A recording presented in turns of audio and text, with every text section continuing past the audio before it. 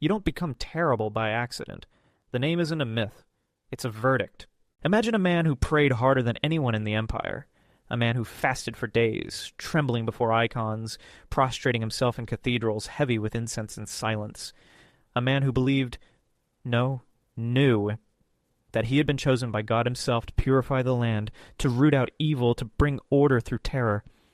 And then imagine that same man, moments later, ordering the eyes gouged out of a boyar's son, or watching flames consume an entire village because a woman once laughed too freely in his court, and then, calmly, returning to prayer, hands still stained, tears of divine ecstasy on his face. This is not the story of a madman. It's the story of a man who believed he was right.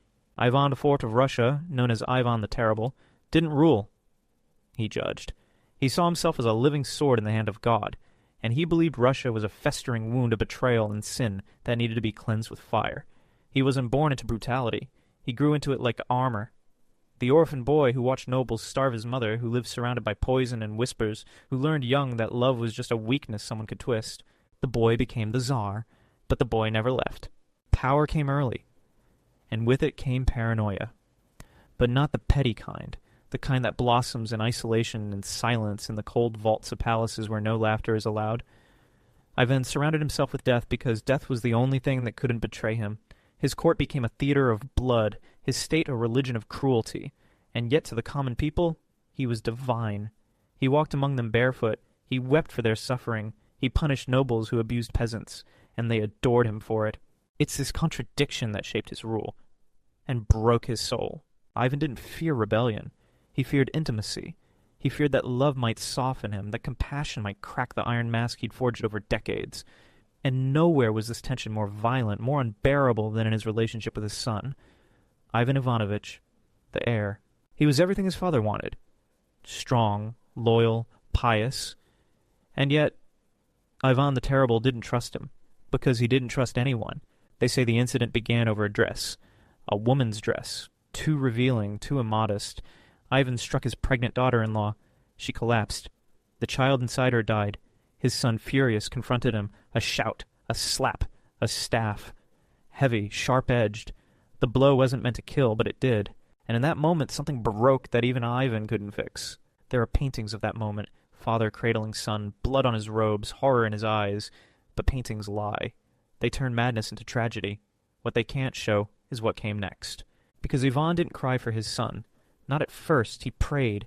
He howled. He locked himself in a cathedral for days. And then he said it. That God had willed it. That it was justice. That the boy had been corrupted by pride, seduced by foreign heresies. That the blow wasn't an accident. It was a test. And he passed. Because a tsar doesn't love. A tsar doesn't grieve. A tsar obeys. And this, more than the murder, is the true horror. What do you become when you convince yourself that every sin is sacred? When every act of violence is baptized in divine light? When even the blood of your own child becomes proof that you are chosen? You become something holy. You become something monstrous. You become Ivan the Terrible. They called him Tsar, but in his mind, Ivan was already something more. A prophet, a scourge, a mirror of divine wrath cast in flesh and crowned by fire. The church trembled before him, and the boyars feared his shadow more than exile. He wore robes of velvet, but beneath them were scars, old ones from childhood beatings and new ones, self-inflicted in punishment or prayer. No man ever ruled Russia like this before. No man ever dared. And still, he could not escape the ghosts. Every corridor of the Kremlin echoed with betrayal. Every whisper behind a curtain became a plot. There were no friends in the palace, only watchers and informants, each one as replaceable as a candle burned too low. Ivan began to speak of devils hiding in men's skin, of serpents who drank from the same chalices, slept beneath the same roofs. He would scream their names, scrawl them on walls, demand their blood as proof of his loyalty to heaven. In his eyes, murder was devotion. Mercy was treason. That's when the Oprichniki came. Black-robed, black-horsed, black-hearted. They were his angels of death. Not soldiers, not guards, but priests of fear. They rode through the streets like shadows, dragging men from homes, parading heads on spikes, sending entire cities into silence. Ivan had created his own inquisition, but unlike the West, it had no rules, no pretense of a law, only obedience to a single wrathful will. And always, behind them, the Tsar's voice. God demands purity. They carved that purity into the bones of Russia. Entire noble families vanished. Monasteries were looted, their holy relics shattered or defiled. Women were taken, tortured, discarded, fields burned, churches desecrated. In Novgorod, a city accused of imagined treason, the oprichniki murdered by the thousands, drowning the innocent in frozen rivers, watching as ice turned red and cracked beneath the weight of bodies. Ivan himself stood by the banks, weeping and praying as the executions continued, and to those who begged for mercy, he only whispered, "You do not understand. This is salvation." But power that feeds on fear always turns inward. The boyars, broken as they were, began to vanish too quickly.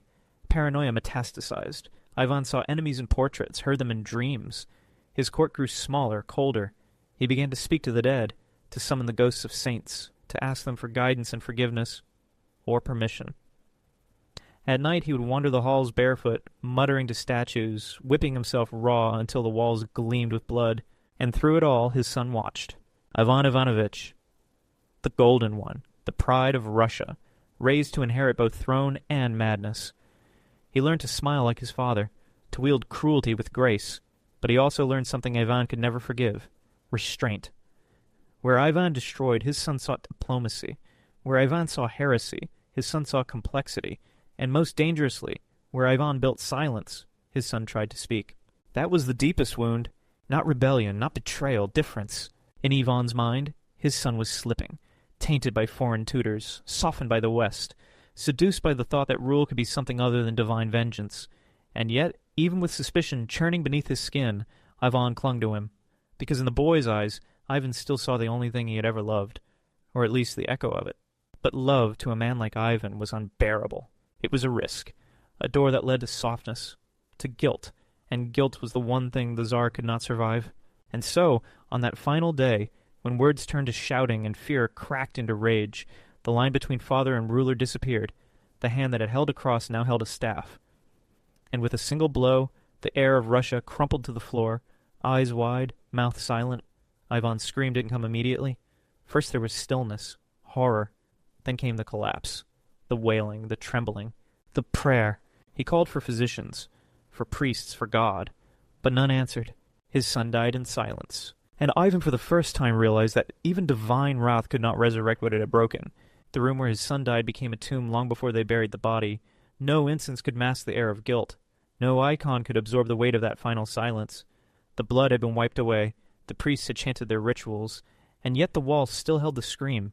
Not the son's, but the father's. A scream not of sorrow, but of recognition. Because in that moment, Ivan did not just kill his child. He killed the last witness to his humanity. The court grew quieter in the days that followed. Ministers avoided eye contact. The surviving boyars bowed deeper, walked softer. But no one dared speak the name. Ivan himself avoided it too. He called his son the Holy One, the pure heir, the one stolen by devils. He wept in public, ripped his garments, kissed icons with bleeding lips. But behind the tears there was no repentance. Only performance. The Tsar who had ruled by terror was now worshipping his own guilt like a relic. But even guilt, when left unchecked, mutates. He began writing letters again, thousands of them, to monasteries, to foreign kings, to invisible enemies. In them he confessed and accused in the same breath. "I am dust," he wrote in one, "and yet I am the rod of the Lord." He spoke of demons in the palace, of witches among the servants, of boyars trying to poison his soul with grief. He asked for penance, but it demanded execution. He asked for mercy, then decreed death. There was no logic, only hunger, a hunger to make the world match the storm inside him. And so the killings resumed. But they were different now. Not political, not strategic. They were ritual. He would select a man at random from the ranks, accuse him of a dream, of a glance, of a forgotten word. The accused would be brought before him, stripped, beaten, sometimes tortured in the throne room itself. And then Ivan would ask, "Do you love me?" If the answer was yes, he would nod. If the answer was no, he would nod. And always in the end he would whisper, "You remind me of him." Then the sword would fall. He turned his sorrow into spectacle, his penitence into performance. In church he crawled on the ground in rags, moaning like a beast. Outside, he ordered churches to be built in the name of his son, each one more lavish, more brutalist, more insane. In one, he demanded the bells toll only once a year, on the anniversary of the murder, and only with the voice of iron forged from confiscated weapons. In another, he ordered frescoes of saints to be repainted with bleeding eyes. But no architecture could contain the infection. The people, once terrified, now began to whisper. Was he cursed? Was he damned? The peasants believed the devil had entered his veins. Merchants crossed themselves when they saw his retinue pass. Mothers taught their sons to never raise their voices, and through it all, Ivan watched with growing obsession. He recorded the reactions, catalogued the fear. He believed the pain he had caused was sacred, that Russia needed a father who could kill his own son and still be worshipped, because in his mind, that was power. Not love, not order, but awe, the kind of awe that erases memory, that melts guilt into reverence. He began to speak of himself in divine metaphors again. The hammer and the flame, the lion and the angel. He was no longer a man. He was what God became when he got tired of forgiveness. And yet, there were nights when the pretense cracked, when the candlelight revealed not a prophet, but a trembling old man pacing the floor in silence, when the shadow he saw on the wall wasn't an enemy, but his son. When he would drop to his knees, clutching the floor as if it could take him too, whispering his name over and over in a voice softer than any he had ever used in life. My son. My boy. My Ivan. But the silence always won. By morning the mask was back on. The eyes hardened, the hands steady. The sermons resumed. And those who dared to remember the scream, they disappeared. He began to believe that God had chosen him not just to rule, but to suffer, that his pain was holy, that the blood he spilled was a kind of sacrament. Each execution a twisted communion with the divine. His palace became a church, his throne a pulpit, his punishments a liturgy. And in this grotesque theology, the murder of his son was not a sin, but a sacrifice, not a mistake, but a prophecy fulfilled. Because if God had allowed it, how could it have been wrong? He spoke this aloud one evening to no one and to everyone. The candlelight flickered across his face as he said it. God wanted me to prove I would choose him over my own blood. The courtiers froze. No one dared ask what he had said in return, and so the silence stretched. He turned even his memories into prisons. The boy's childhood, his voice, his laughter, the promise in his eyes, all reinterpreted through the lens of divine test. He was too proud, Ivan muttered. He would have betrayed me. God saw it. I saw it. I stopped it. But even the most elaborate lies began to crack at the edges. Because late at night, when the torches dimmed and the palace corridors echoed with wind, the Tsar heard things no one else heard. The footsteps of someone who no longer lived. The soft knock on a door that would never open again. The voice, tender, accusatory, and still so young, asking, "Was I your enemy, father, or your mirror?" Ivan began to sleep less. He paced his rooms for hours, fingering old relics and broken toys, whispering names like spells. Some days, he refused to speak at all, sitting for hours in silence with his head bowed, as if listening to something below the floorboards. And then suddenly he would rise, and command another death, because only more death could drown the memory. He ordered the boyars to kneel before a throne draped in black, a throne he claimed belonged to his son in the afterlife. He made them swear loyalty not just to the living Tsar, but to the ghost. Some wept, some resisted, all eventually broke. He made poets write verses about divine madness, about how a king's love must be so fierce it devours, about how mercy is the language of cowards, about how fathers must sometimes become executioners for the good of the soul. He carved these words into stone. He believed them, but even that wasn't enough. He began to construct an afterlife in his mind, a mythic Russia that would outlive his own guilt, a Russia where his crimes would be seen as visionary, where the bloodshed would become folklore, and where no one would remember the boy's name. He feared that history would turn on him, that the world would remember the son, not the father. So he erased the son, slowly, methodically. Portraits were taken down, records were corrected, stories were silenced, and in their place Ivan planted myths, that the boy had plotted treason, that he had consorted with enemies, that he had tried to overthrow his father in a moment of rebellion. The truth was rewritten not with ink, but with terror, and everyone knew the price of remembering it differently. But truth doesn't die. It waits. And in the silence between Ivan's proclamations, in the gaps between sermons and screams, it gathered like fog. The people knew. The court knew. Even the priests forced to sanctify the act knew. The empire moved forward, but a shadow followed them. A shadow shaped like a crown. A cradle. A pool of blood on the palace floor. Ivan began to wither, not in power, and that remained absolute, but in soul. His body twisted from age and paranoia. His eyes sunk deeper, more glass than flesh. His laughter grew louder, but more brittle. He saw betrayal in every reflection. He trusted no one, not even the church, not even God. He once locked himself in a chapel for 3 days, refusing food or water. When he emerged, his beard was soaked in tears. "I saw him," he whispered, "my son, and he forgave me." But no one knew if that was grace or delusion. He spoke more often to the dead than the living. He claimed visions, conversations with angels, debates with demons. He would interrupt meetings to ask if anyone else could hear the bells tolling. even when no bells rang. He once halted an execution mid-sentence, staring upward as if listening to a verdict from heaven. The man who once controlled Russia with an iron will now stumble through his own kingdom of ghosts. But power, like madness, is infectious. The court adapted.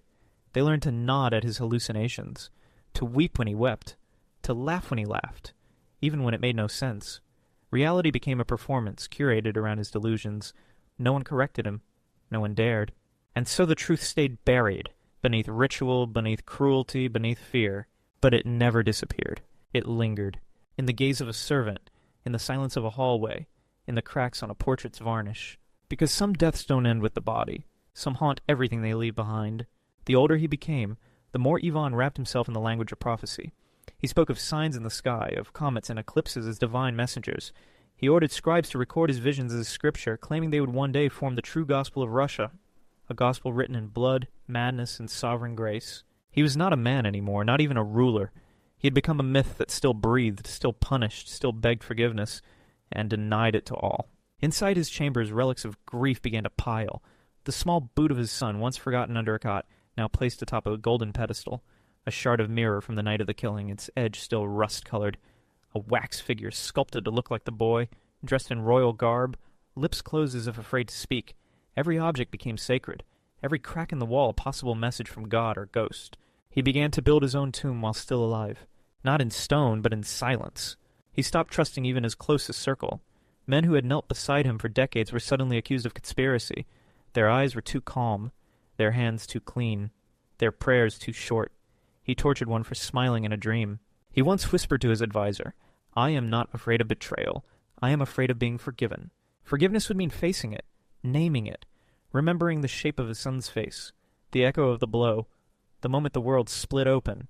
Better to be damned by heaven than pitied by it. Damnation gave him purpose. Redemption would only leave him empty.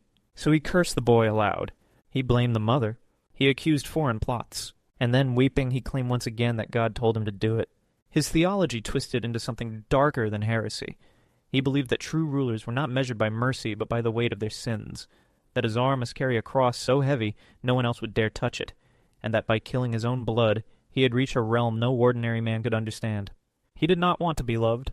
He wanted to be feared the way one fears the apocalypse. But the empire was not blind. People talked. In hushed tones, behind locked doors, they spoke of the day Ivan struck his son, how the boy had fallen with no sound but the soft thud of flesh on tile, how the Tsar had collapsed moments later, cradling the body, screaming a name he never uttered again, and how no priest dared say the burial rite aloud. In the villages, stories began to form, not rebellion, no one dared, but myth. They whispered that the ghost of the prince wandered the forest, faceless, seeking justice, that anyone who heard the wind cry at night had heard his name, that Ivan had cursed the land with a death too large for the ground to contain. And in the Kremlin, the air grew thick with waiting. Waiting for what? For the Tsar to break, or for God to finally answer.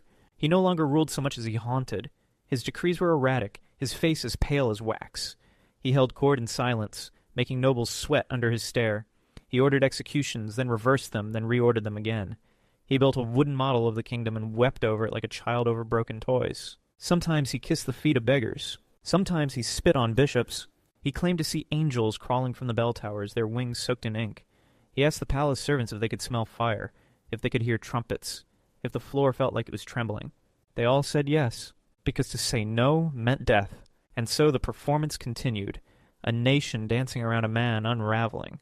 Nobles bowed to ghosts, guards saluted shadows, and a son's absence was treated like a national holiday, sacred, unspeakable, and soaked in dread. He once carved into a table, "I am not the monster they say I am. I am the punishment for theirs." And no one knew if he meant his enemies, or himself. He began to sleep in armor, as if war was always moments away. He refused food unless it was tasted by 3 men first. He covered mirrors with cloth. He banned music on certain days. He named the days arbitrarily, depending on the silence of birds or the weight of his chest. He told a courtier, "If God made me Tsar, then every horror I perform is holy, even when I hate it, especially when I hate it." But the hatred never stayed contained. He hated himself, and that hatred bled into everyone else. He pushed away advisors, family, even the church. He called the patriarch a coward. He declared himself priest, prophet, and executioner. His word was divine law, not because it was right, but because no one was allowed to survive calling it wrong. And yet, despite it all, the the madness, the paranoia, the violence. He wept, not publicly, not often, but behind locked doors, where he would kneel before an empty crib, not his son's, but one carved by his own hand, and beg for forgiveness in whispers so quiet they made the walls ache. No answer ever came, only silence, and the sound of a man dying not in body, but in the unbearable echo of what he had done. It is said that near the end of his life, Ivan the Terrible became obsessed with death, not the spectacle of it. He had long grown numb to screams and blood, but the intimacy of it. He wanted to know how it felt to vanish, to be judged, to stand before the God he had invoked so many times as justification and shield. He spoke often of dreams. In them he walked alone through an empty Kremlin, its corridors rotting, its bells silent. The portraits bled from the walls, and all the thrones were broken. In the center of the great hall stood a single figure, his son crowned but eyeless. Ivan would approach him, reach out, and then wake with a gasp before his fingers made contact. He believed this dream was a warning or a prophecy, or both. The man who once ruled through terror now trembled at shadows of his own making. His health began to fail. His body, once thick with violent energy, shrank. He had stomach spasms that left him writhing. His joints cracked like old wood. His eyes sank into his skull, and his voice grew hoarse, as though each word had to claw its way out from under layers of ash. He doubled down on ritual. He made priests anoint his chamber daily with holy oil. He ordered icons arranged in precise geometries, believing their alignment could ward off the devil. He confessed sins to monks, only to recant the confessions the next day and accuse them of heresy for hearing them. He feared that the devil no longer wanted his soul, because he already owned it. And perhaps more terrifyingly, that God had stopped watching altogether. But the world outside Ivan's cracked consciousness moved on, slowly and with scars, but it moved. A generation that's grown under his rule that knew only pain, only obedience. Russia had become an empire of silence, not peace, a land where even thoughts had to bow. And yet, as he weakened, the silence shifted. People no longer wept when his name was spoken. They whispered it like the name of a plague that had passed, not a man, but a fever. But Ivan wasn't done. Even as his body failed, his will clawed through the dark. He plotted new alliances. He accused new enemies. He attempted to remarry, to secure a final heir, as if replacing the irreplaceable could cleanse him. But every woman he approached declined or mysteriously died. In truth, no queen could sit beside him. His throne was soaked in blood, and everyone could see it now. Then, on a cold day in March, Ivan collapsed while playing chess. His last game, fittingly, ended not with a checkmate, but with his fingers still clutching a pawn, as if unsure whether he was king or servant, monster or martyr. He died the way he lived, grasping for control mid-move, half aware. The empire did not erupt in mourning. There were no cries of loss, only sighs of something like relief. The walls of the Kremlin did not fall, but it felt as if they exhaled. And still, no one dared speak of the son. Not openly, but the image lingered in the collective mind of Russia. Of the Tsar, kneeling in red, eyes wild, holding a dying boy in his arms and whispering to God like a mad prophet lost in a temple built of guilt. Artists tried to paint it. One did, Ilya Repin, centuries later, and in that canvas Ivan's scream is silent but eternal. His hands tremble, his eyes are wide with disbelief, as if only in that moment did he realize what he had done. And the prince, cradled in death, looks not afraid but betrayed. That is the legacy Ivan left behind. Not power, not empire, but a wound in the soul of a nation, a warning written in the language of grief. And history, in its cruel efficiency, recorded his title as the Terrible. Not because of what he suffered, but because of what he became. He was not born evil. He was made, forged in traumas, crowned in fire, devoured by fear, and driven by the belief that divinity could be seized through blood and agony. He wanted to be a god. He died as a man broken by his own myth. And somewhere in the silence after his death, in the corridors once filled with screams, perhaps the faintest echo of a boy's voice could still be heard, not cursing, not pleading, just asking, why? And if you listen closely, centuries later, no answer ever comes. Only the sound of footsteps, walking away from a throne no one truly wanted, toward a history too heavy to forget, too human to forgive, and too sacred in its horror to repeat.